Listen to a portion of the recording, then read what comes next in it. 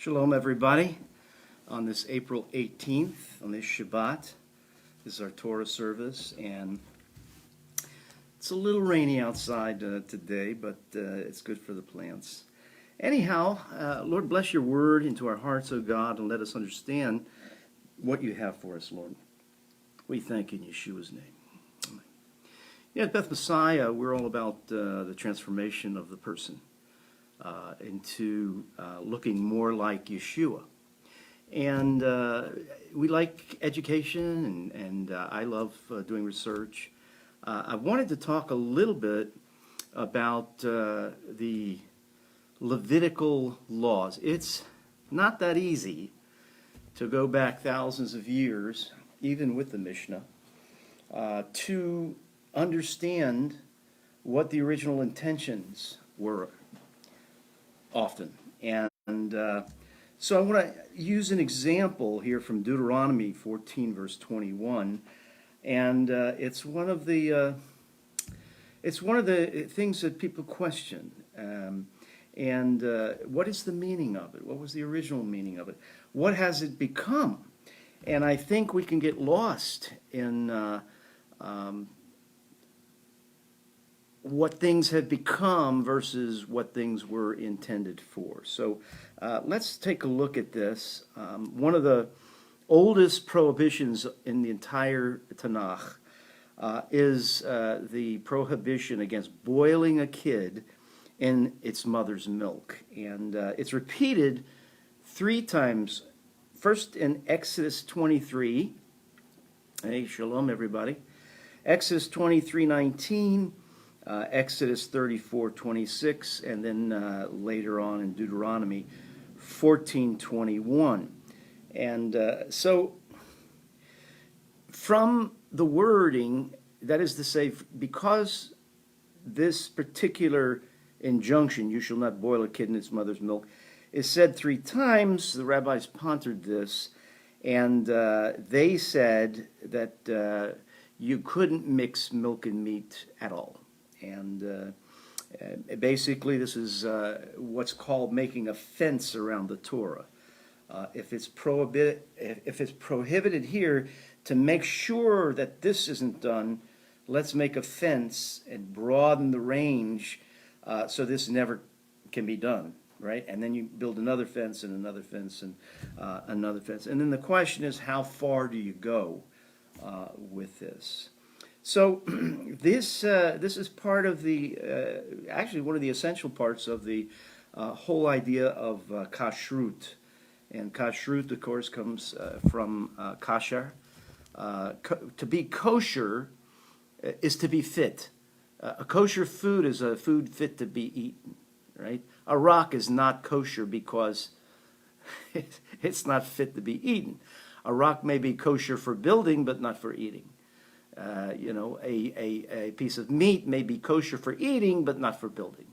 So it really means fit. What is something fit for? If it's fit, then it has its proper place, wherever it might be. All right? So the experts think that they have solved, through the ages, the problems. I want to go back to 1195 with the great Maimonides, Moses ben Maimon. Interesting character, very interesting. And in his Guide to the Perplexed, he says this: as for the prohibition against eating meat boiled in milk, it is my opinion not improbable that, in addition to this being undoubtedly very gross food and very filling, idolatry had something to do with it. Perhaps such food was eaten at one of the ceremonies of their cult or one of their festivals. And Maimonides went on to admit that he couldn't find any support for his theory. It's an interesting theory, but as with many of the laws of Leviticus, it's hard to get a grasp on it. I remember reading that the sages came to Hillel. We don't know whether Hillel lived or he didn't live or he represented a school of thought, but for now, let's just say he was a sage. The head of the sages in his era. And they had a question. There was a question regarding the slaughtering of the Paschal lamb. And Hillel's answer was, go out and see how Israel does it, and that was going to be the answer. However Israel does it, that minchag, that custom, is going to be the way that we do it, and that's the way he dealt with it. All right. So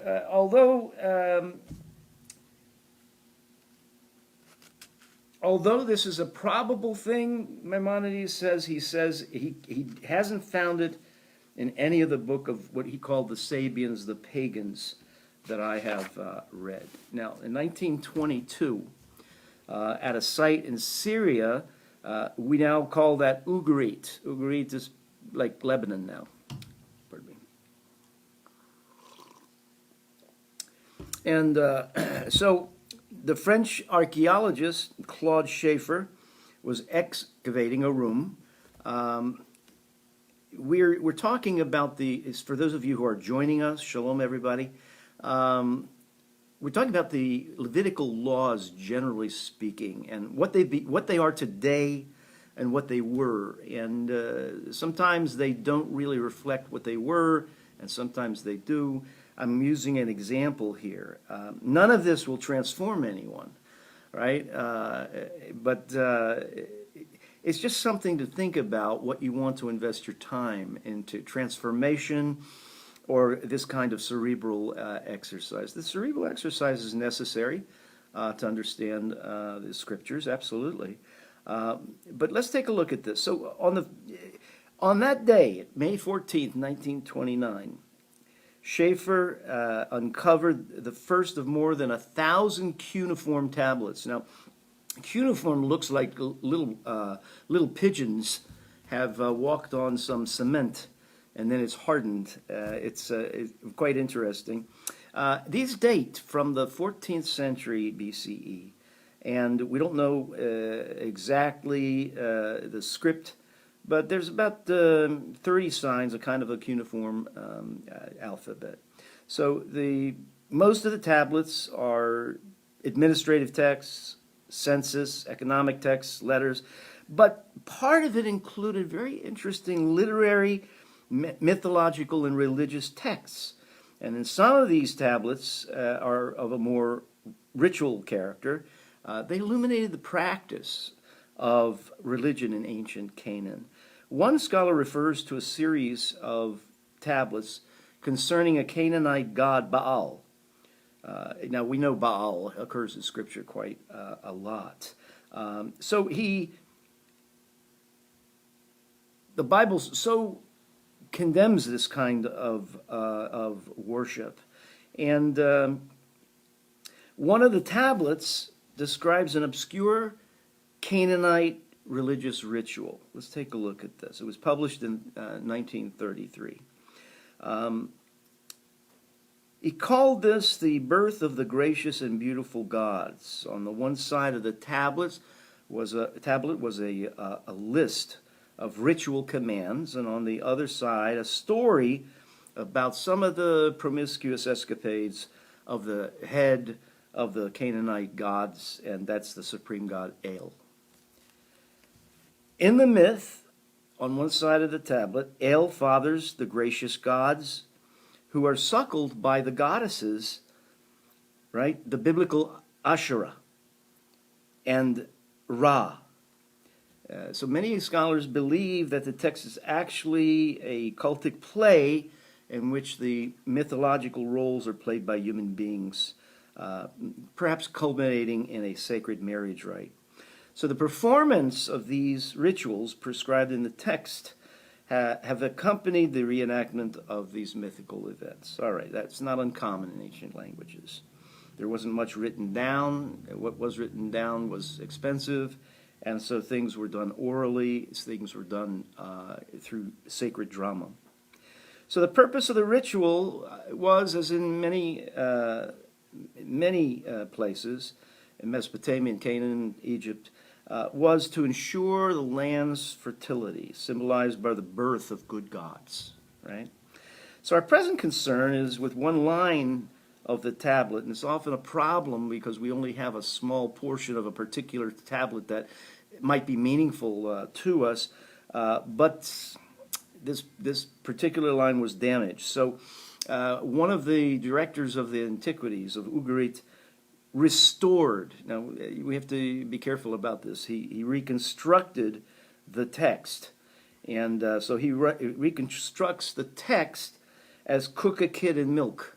Oh, well, now, cooking, a kid, and milk. This rings a bell with our discussion of the kid not being boiled in the mother's milk.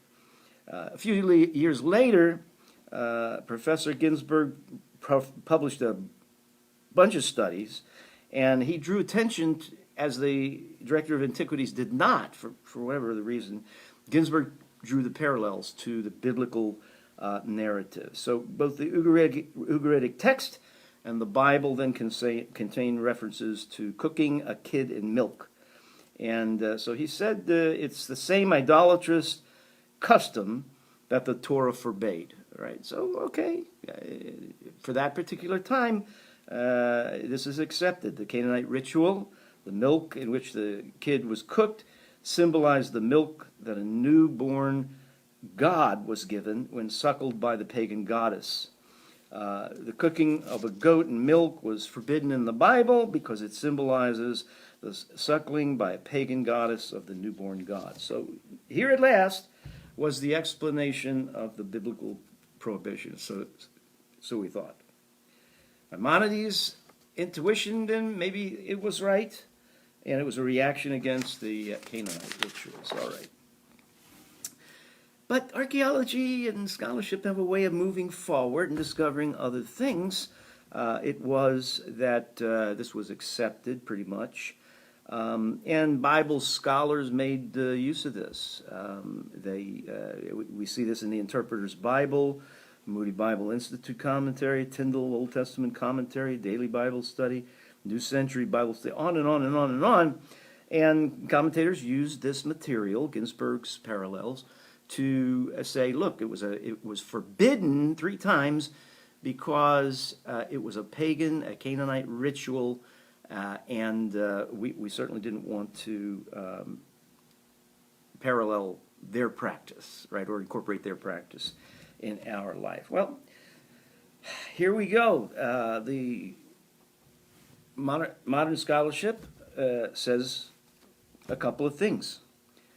First, the obvious problem here is the Ugaritic text doesn't make any reference to mother's milk. It's just milk, but no mother's milk. And even when it's reconstructed, it only points towards boiling a kid in milk, not in its mother's milk. That's problematic. It's not exact. Second of all, okay, shalom, everybody. So the reconstruction of the Ugaritic text is wrong. So the scribes at Ugarit had little markings between words, a little small vertical wedge. And so the point is that these make a big difference, right? The reconstruction says to cook, okay? And if you translate it, if you add an H, you won't understand the whole thing, but if you add an H, like O-U-R means hour, right? Hour. But if I add an H, it means hour as in time. It's not a direct parallel. I'm just giving you an understanding. If I needed to reconstruct a text that didn't make sense to me, and it had the word O-U-R, and the text was damaged on the tablet, and I reconstructed it to make sense out of it by adding an H, I could make sense out of it, but then the question would be, is that correct? Okay, modern scholarship says no, right? The resulting word that was reconstructed never means to cook. That's a problem. In Ugaritic, anyway, and people have come a long way. The word does not mean to cook, it means to slaughter, right? So the text would be referring to slaughtering the kid rather than cooking it. So it's not good. Finally, the Ugaritic word doesn't even mean kid. Uh-oh. That's the problem of scholarship moving forward. It means coriander, an aromatic herb, a meaning found in the Bible, Exodus 16:31, Numbers 11:7, so forth and so on. So whatever it was that happened in milk during the Ugaritic ritual did not involve any cooking. And mother's milk certainly was not used. Moreover, what happened in milk didn't happen to a kid, but to coriander, some kind of a plant. All right, this is a disappointment. No cooking, no milk of its mother, and no kid. So there's no way that the Ugaritic tablet can be used to illuminate the basis of the prohibition against boiling a kid in its mother's milk. So we're left with the same puzzle. Okay, all these years from 1929 to the present, we have this information. We're saying we understand the ritual. We don't understand anything. So one of the possibilities is that the Bible verse has a hidden purpose, right? Maybe it's actually some thought directed against incest. How could that happen? One French scholar said it means this: you shall not put a mother and her son in the same pot any more than in the same bed. All right. So you don't kill the mother. You don't kill the son in the mother's milk. So what is the drawback? Well, somebody came along. There's a drawback here. It's not linguistically sound. It just was made up. In order to fit with the incest paradigm, we would have both a mother goat and her male offspring, but the Hebrew word for kid is asexual.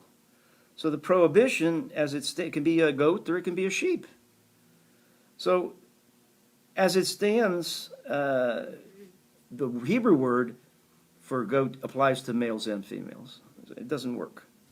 Several exegetes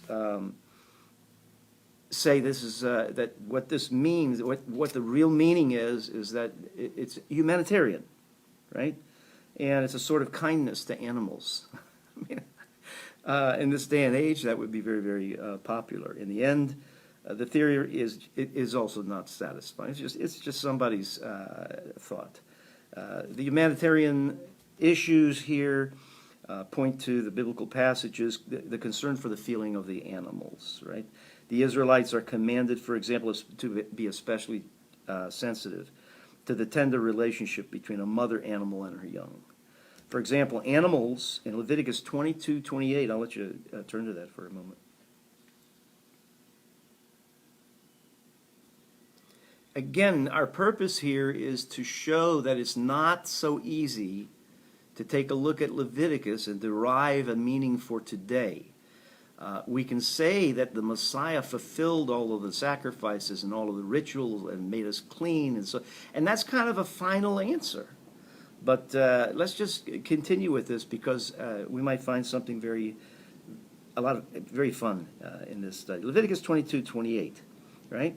So animals may not be slaughtered the same day as their offspring.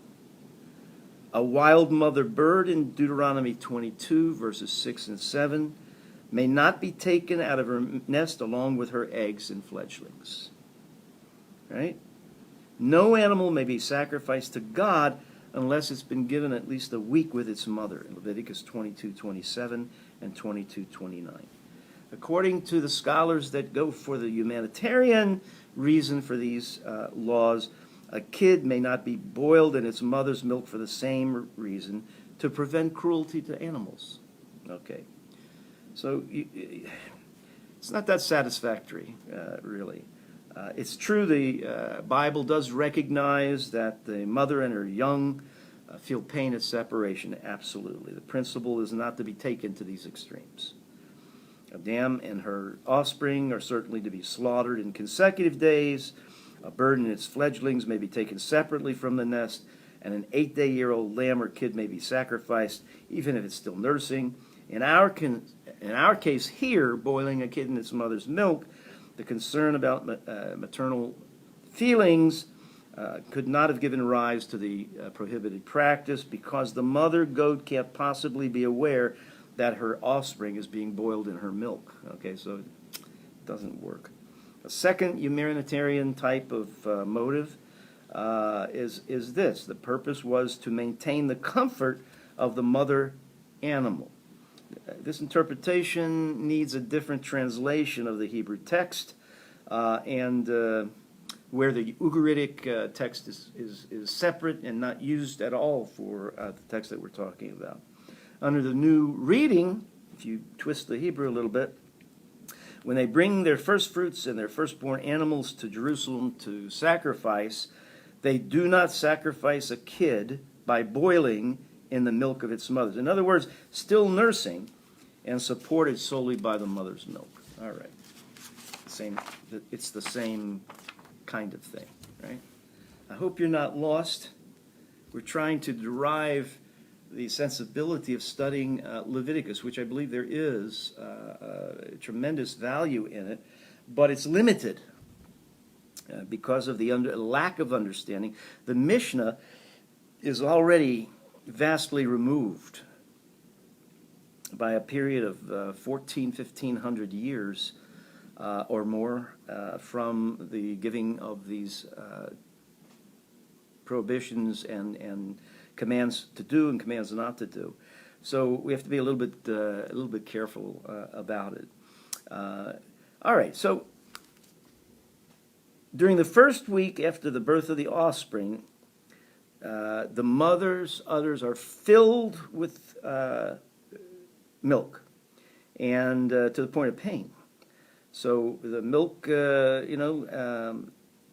it's very important for the young ones to be fed often, right? So this is a shorthand reminder to some about husbandry rules set out in the Bible for the mother's comfort, right? Her newly born offspring should not be taken away for sacrifice while they're sucking their mother's milk. Okay, it's for the comfort of the mother. All right, it's just another explanation.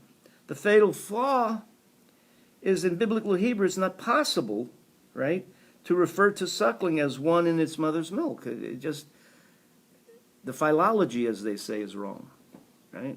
Never do you see the nursing of a calf from the mother as called in its mother's milk. Okay, so it doesn't match up. It doesn't make sense. Here's another theory, kind of a new book, and this one, Othamar Kiel, Swiss scholar, he brings a lot of information from seals, pottery, rock tomb paintings, bearing the image of a mother nursing her young. He thinks that this material has special significance for the biblical prohibition. According to Kiel, the pervasiveness of the image reflects on the symbolic power for primarily agricultural societies, of which Mesopotamia and Egypt and Canaan were. The nursing mother is the source of fertility and benevolence, and her milk is a fountain of growth and new life. The symbolism takes on a cosmic dimension, right? Because the animal portrayed in these kingdoms can stand for divinities. We have a number of them. In Ugaritic mythology, Anat, right? The goddess Anat, the daughter of El, assumes the shape of a heifer and acts as a wet nurse to the gods.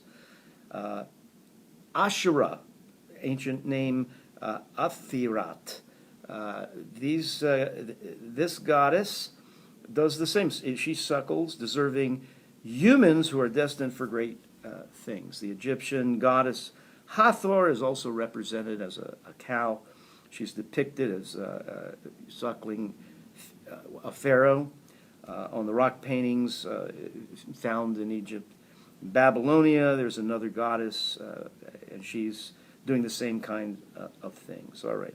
So a ban on this makes sense against a Mesopotamian, Canaanite, and Egyptian motif that depict really the goodness of the chief god to human beings and to other gods through nursing from the mother's milk. Again, it's not fully satisfying because, again, in the Bible, we just don't have this connection between in its mother's milk and nursing. It doesn't work. So what can we do with this? Take a look at Philo. Philo was in Alexandria, a Jewish scholar influenced by Hellenism, and really kind of the chief scholar of Hellenistic Jews in Africa and Egypt, so forth, in Europe. First century, and he puts it this way: it is grossly improper that the substance which fed the living animal should be used to season the flavor of it after its death. Okay? Now, what do we mean by this? It means that the rationale behind the kid prohibition is its opposition to commingling life and death. A substance that contains life of a creature, milk, should not be fused or confused with a process associated with its death, cooking.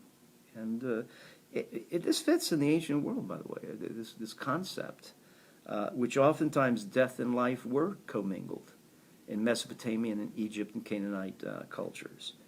And God is making a distinction. Death is for death and life is for life. And don't blend life and death. It's the same thing as don't mix righteousness and unrighteousness. They don't mix. Don't mix good and evil. They don't mix. Don't make a gray area. All right? Life and death are tremendously separated by a wide gap. And don't confuse them. The emphasis on opposites is a characteristic of biblical ritual and practice. The reverence for life and Israel's separation from the nations. These are ideas reflected in the dietary laws. We had laws that separated us from other nations. The blood prohibition, eating blood. The life of the flesh is in the blood. It is the blood that makes the atonement. We have to refrain from drinking blood. The blood represents life. The blood represents atonement. We don't make it food, right? It's there as a symbol that something else has died in order for you to live. Something that was unclean was made clean by something dying. And you don't take it in as food. You don't take death inside of you to produce life. That's really the issue here. And I think we're onto something here. Paul understands this very clearly when he develops the old man and the new man theme. It comes directly from the atonement mentality. That there's life and there's death. There's sin and there's not sin. It's sin that reigns, and so sin's got to be taken care of. Okay, so it's inappropriate to have sin in a living being. We were never meant to have sin. So through the Messiah, sin is ousted, the old man is dead, and we ought to bring back the actions of the old man into the living man or woman, the new creation. Paul understands it completely. And so I think that the underlying prohibition about boiling a kid in its mother's milk really stems from this issue of not bringing death into life. So the prohibition against cooking a kid in its mother's milk conforms beautifully with Israel's dietary and ritual purity laws. In Exodus, probably this was during the pilgrimage feast, and when they came up to Jerusalem to sacrifice and appear before the Lord. You appear alive, and you don't practice anything that brings death into your presentation before the Lord. So here we have two biblical themes that Rabbi Saul understands and brings forth in Romans so beautifully. Romans, 6 through 11 certainly, well worth reading again. In this light, now we understand why he's so insistent to say sin has to be dealt with. That in order for us to come into the prophetic reality of the Messianic kingdom and the Messiah, the old creature has to die, and we have to be born again. And that's Yeshua understood that. You have to be born again. And people of the day should have recognized even from the dietary laws. But you see, the dietary laws had been so expanded that it would be easy to get lost in them, and lost in the regulation, and removed from the understanding of the mixing of life and death, and righteousness and unrighteousness. One principle is the reverence for life, even dumb animal life. And second of all, Israel's separation from the nations. So the life versus death theory neatly explains this ritual. You shall not cook a kid in its mother's milk. And second of all, you're just not to practice what the pagans practice. You're to have a different kind of a life. And so that's what it is. I think for us today, I'm stopping earlier and earlier. I think it's because I'm anticipating the music starting. But let's examine that this weekend.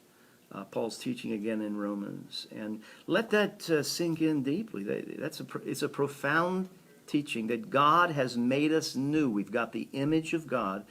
Romans 8:29. We've been conformed to the image of Messiah. Okay, that means we have our old image. That means before God, the way He sees us is the way that we are. We're unleavened. We've mentioned this a number of times where Rabbi Paul said to the Corinthians in 1 Corinthians 5, purge out the old leaven. You purge out the old leaven by intimacy with God. Yeah, there, see? Hold on, I'll close the door.